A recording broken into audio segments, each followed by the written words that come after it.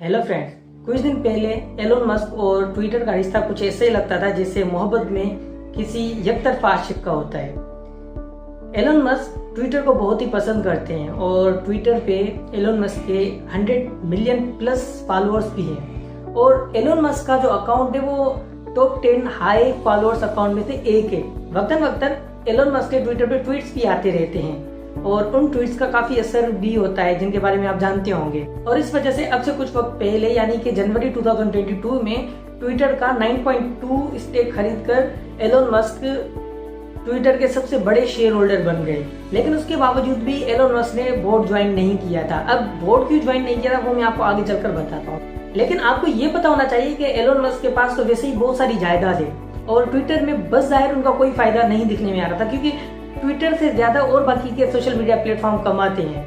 लेकिन उसके बावजूद भी ट्विटर एलोन मस्क ने क्यों खरीदा? सिर्फ और सिर्फ फ्रीडम ऑफ एक्सप्रेशन को प्रोमोट करने के लिए। और रिपब्लिकन्स भी ये मानते हैं कि ट्विटर की कुछ ऐसी पॉलिसियां हैं जिसकी वजह से सिर्फ और सिर्फ राइट विंग को ही फायदा हो रहा था।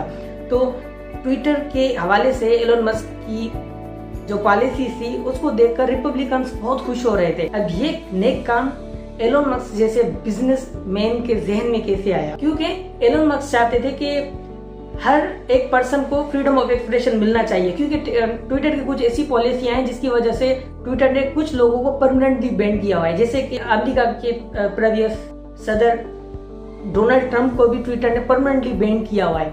अब एलोन मस्क का उस बारे में ये ख्याल है कि ये सही है कि फ्रीडम ऑफ एक्सप्रेशन एक हद तक होना चाहिए, लेकिन उसके बावजूद भी किसी बंदे को, किसी मुल्क के सिटीजन को बैन करने का हक उस मुल्क की गवर्नमेंट को जाता है, जबकि बोर्ड को कोई भी हक नहीं है कि वो किसी भी शख्स को अपनी तरफ से परमानेंटली बैन करे। अब ये जितनी भी बातें हैं ये सारी की सारी एलोन मस्क के इमोशनल फैंस की बातें हैं, जबकि हकीकत इससे कुछ दूर है।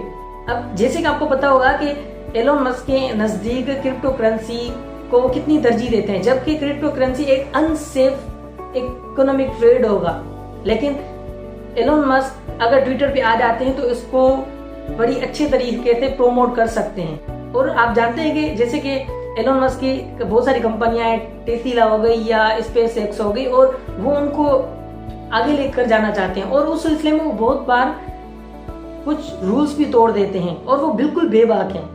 इवन जनवरी में 9.2% का स्टॉक खरीदने के बावजूद भी एलोन मस्क ने ट्विटर का बोर्ड ज्वाइन नहीं किया था। उसका सबब यह था कि एलोन मस्क किसी भी किस्म की पाबंदी खुद पर नहीं चाहते, वो बिल्कुल आजाद रहना चाहते हैं, वो जिम्मेदारी से भागते हैं। अब कभी कभार एलोन मस्क क्या करते हैं कि अपना सब कुछ बेचकर स्पेस एक्स में लगा देते हैं ताकि हम अर्थ का फ्यूचर स्टेबल कर सकें, जबकि ये सारे के सारे एलोन मस्क के पब्लिसिटी स्टंट होते हैं। जबकि आप रिसर्च करो तो आपको पता चलेगा कि एलोन मस्क 1 रुपए का भी इनकम टैक्स नहीं देते। अब एक बंदे के पास पर्सनल प्रॉपर्टीज है ही नहीं, वो टैक्स क्यों देगा? ये जितनी भी बातें होती है ये सिर्फ और सिर्फ एलोन मस्क की पब्लिसिटी स्टंट होती है। कुछ लोग कहते हैं कि एलोन मस्क मार्केट को मैनिपुलेट करता है और इस वजह से ट्विटर खरीदना चाहता है। अब आप खुद ही सोचे ना, ट्विटर जितने भी सोशल मीडिया प्लेटफॉर्म है वहाँ उनमें से सबसे कम कमाता है। पिछले साल 2021 में ट्विटर ने सिर्फ और सिर्फ $5 बिलियन कमाए, जबकि आप फेसबुक की तरफ जाओ तो फेसबुक ने 117 बिलियन का रेवेन्यू जनरेट किया था और ट्विटर पे हर रोज 214 मिलियन लोग सिर्फ ऑनलाइन होते हैं। जबकि फेसबुक पे आप जाओ तो फेसबुक को आपको 1.5 बिलियन प्लस लोग पर डे ऑनलाइन मिलेंगे। लेकिन उसके बावजूद भी एलोन मस्क ने ट्विटर ही क्यों खरीदा? कोई और जगह पे अपनी इन्वेस्टमेंट क्यों नहीं करना चाहते थे?